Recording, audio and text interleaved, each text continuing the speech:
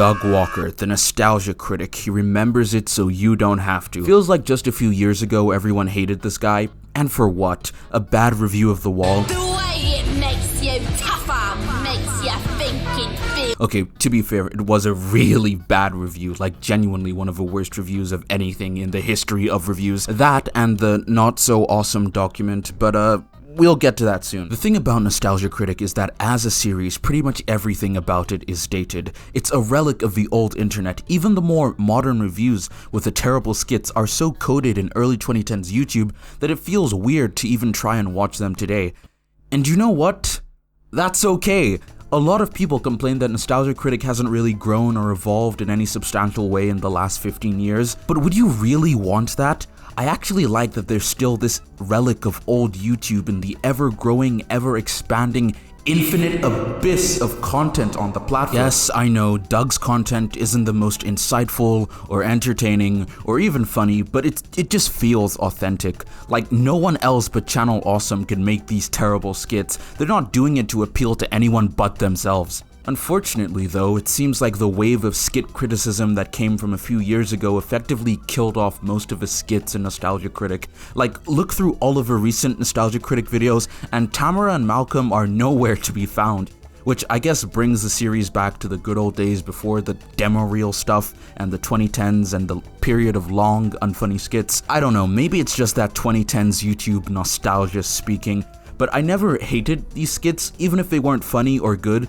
It just felt like they were having fun. I guess becoming an adult means that you want your review to be a review, but there's something about skits and reviews that just feels like classic YouTube nonsense. Scott the Woz, my beloved. When he's not doing the Nostalgia Critic character, Doug's abilities as a critic and general media enjoyer are a bit more apparent. Is RRR. Now, chances are you've either seen this movie and you know what I'm talking about, or you've heard people talk about it, and I'm telling you, everything you've heard is right. This movie is spectacular, it's crazy long, it's 3 hours, but I think this is the first 3-hour movie I ever saw where I was actually saying, more, more, more! I could not believe how crazy, extreme, in-your-face, intense, over-the-top this was. But at the same time, they did have this dramatic center that you could connect to very quickly, and in a way that kind of takes these things that we relate to and we can understand, and it blows it up in this world of fantasy. This is the closest I've ever seen to a live-action anime. And it isn't just the visual style and the fighting and stuff like that, it's the storytelling as well. Anime is not trying to be real. It's trying to represent real emotions and real dilemmas that people go through and can connect with, but it does it in a fantastic way, an exaggerated way, and doesn't try to look 100% real. He's very good at communicating his opinions on art in a meaningful way. It's not always going to be the most profound commentary, but usually I feel like he does know what he's talking about, especially with stuff like animation. Although all of it still makes that Wall review even more strange in retrospective, maybe the backlash to the review made him completely reevaluate his position as a critic. You watch a modern AVGN video and it feels like James doesn't want to be doing this anymore. He feels oddly detached from everything, like a soulless homunculus wearing the skin of James Rolfe. With Doug, I never really got that feeling until very recently. Maybe he's just better at playing the Nostalgia Critic character, but also you can tell that there's just more energy here. The Not So Awesome document was a huge 69-page expose on Channel Awesome and the countless abuse that many content creators had to go through during their time working under the company. And I've got to say, it's pretty bad. If you read through the entire document though, you realize that there's a bit less on Doug than you'd expect. Don't get me wrong, he's definitely complacent in a lot of the shady stuff that went on, but I wouldn't downright say he's culpable. And I'm not trying to really defend him here, I'm just saying he was not the main problem of Channel Awesome, and I don't think there's a lot in this video I can say about the document itself. I just recommend everyone else go and read it. The combination of the Nostalgia Critic Wall review and the Not So Awesome document and people going back to watch Doug's old movies like To Boldly Flee just created the perfect storm of criticism. The internet quickly forgot about Doug because in terms of actually horrible things, he's pretty low on the list.